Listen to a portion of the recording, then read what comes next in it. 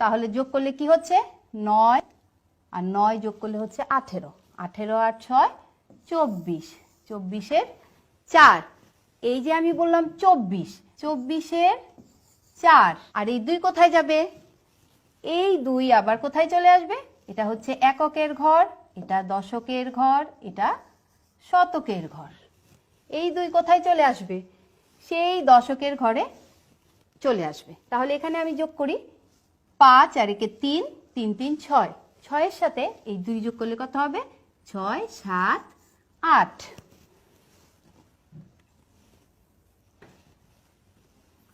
এখন শতকের ঘরে কত রয়েছে? 4 আর 2, 4 আর 2 যোগ করলে কত হবে? 4 5 6। তাহলে এটার উত্তর হচ্ছে কত? লিখতে পারি 684।